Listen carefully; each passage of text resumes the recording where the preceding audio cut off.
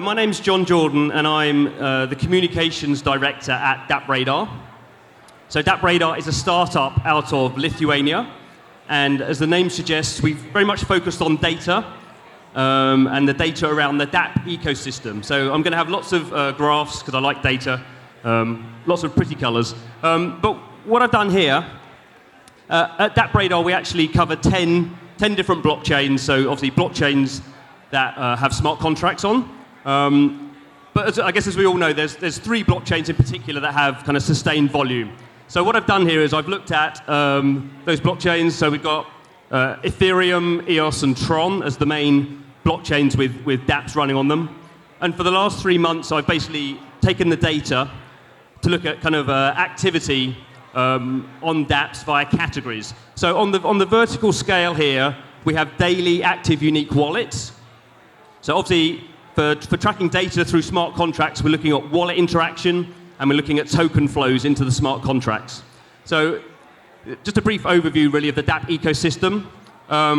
We've got gambling and high risk as a category, still the biggest category, and gaming and marketplaces in red, broadly similar, about 20,000 daily active unique wallets. And then we have some much smaller categories. So in kind of yellow here, we have exchanges, which has gone down a lot, actually, in 2019. We have also in green, right at the bottom, we have DeFi. So DeFi, very important in Ethereum last year. Lots of token volume in DeFi apps, but not a lot of user activity, I guess, as you'd expect from these kind of products. So if we drill down to a bit more detail on a per blockchain basis, so now I've taken those categories and I've looked at what's happening on each blockchain. Quite different. So on Ethereum now we have a large red chunk. So gaming and marketplaces is now the majority on Ethereum, about 60% of daily activity.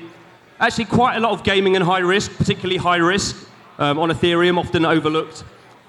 When we look at EOS, again, gaming is the biggest category, again, by quite a lot. Gambling and high risk was quite big. That's gone down a lot in 2019.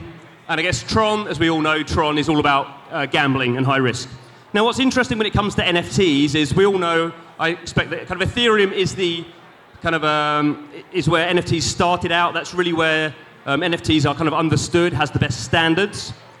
EOS, we do have some standards there. So we have D-Goods as a standard. Not a lot of activity on that. That will change in 2020 with some, particularly some games coming out.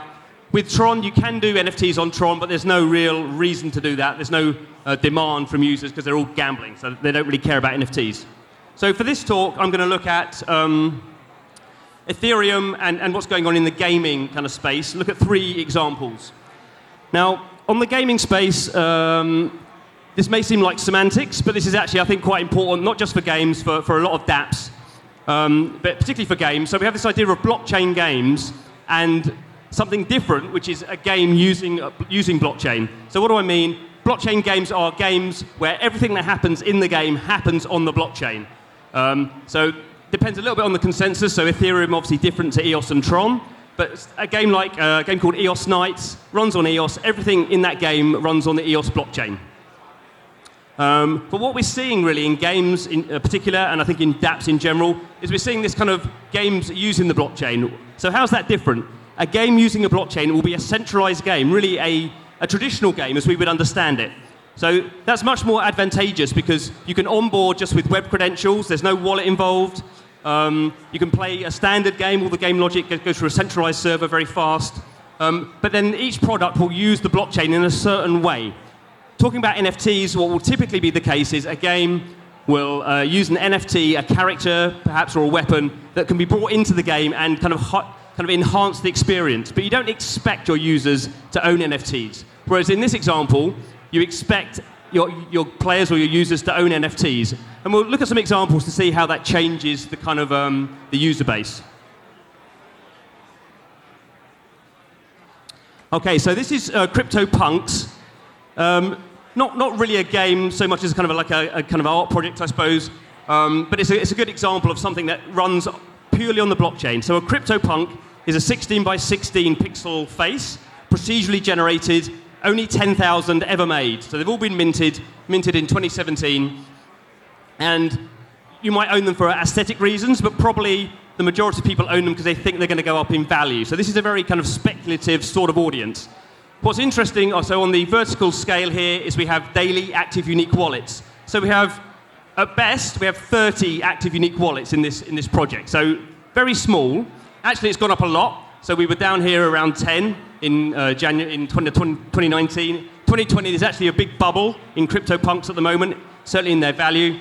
And we're up to 30. But there's almost 800 NFT owners. So 800 wallets have these CryptoPunks. But a very, very small percentage, about 2%, is actually daily interacting with this Dapp.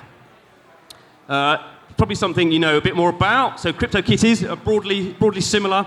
I would call this a game using the blockchain. Runs on Ethereum.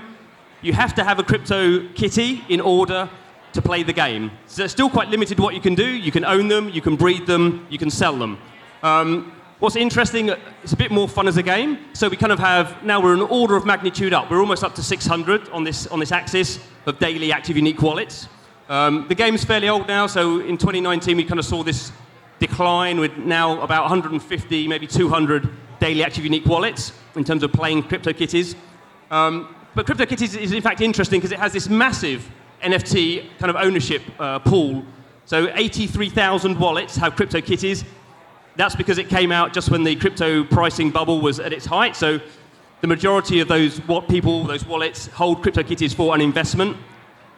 CryptoKitties is very different to CryptoPunks. CryptoPunks 10,000, CryptoKitties, we're going to hit 2 million CryptoKitties bred this year. So very different in terms of kind of a scarcity model.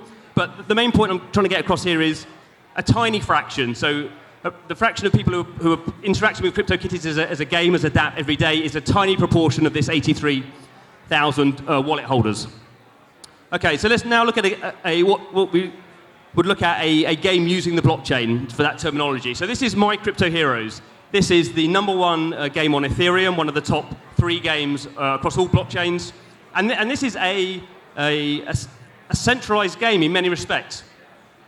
So you can log on, you can play this game without being asked to have a wallet. You don't need an Ethereum wallet to play it. You can play it just as a standard free-to-play web or mobile game.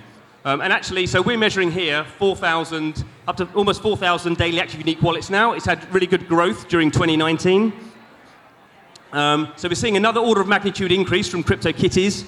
But actually, probably another kind of 6,000 people play this game without even interacting with the blockchain. What I'm looking at here is all these dots are people going through an Ethereum wallet and logging into the game to get their daily reward. So they have a daily reward program.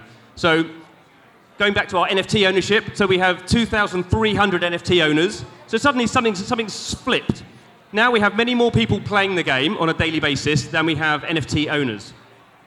So I'm not saying either one of these is correct or incorrect, but we're seeing very different kind of usage and activity models depending on your choice. I try and put all these things together. So on this graph now, on the vertical axis here, we have daily ETH volume, so some idea of value. And horizontally now we have the daily active unique wallets. So here's a CryptoPunk right at the bottom, probably can't see it at the back. There's a very tiny number of blue little dots there. So a tiny number of people playing it. Volume actually, value is not too bad on a per wallet basis, but a niche of a niche is interacting with this game. CryptoKitties is in red, so we have many more people playing, and we have some really good kind of volume days, but we're still quite limited in this kind of small area here. My Crypto Heroes, lots of players, not so much value. So kind of broad conclusions. I kind of think people need to think about this when they're making games, certainly when they're thinking making dApps as well. If you're doing something that is purely on the blockchain, you're going to be very focused on NFTs. You're going to have potentially a large audience of NFT holders who are very focused on value, and you're going to find it much harder to drive an kind of active community on a daily basis. If you're using more centralized technology as well as blockchain, you can drive these very large audiences, much smaller use of NFT owners, but then you can try and upsell them into NFT ownership. So thanks very much. If you want the slide deck, find me on LinkedIn, and I've got the slide deck up there.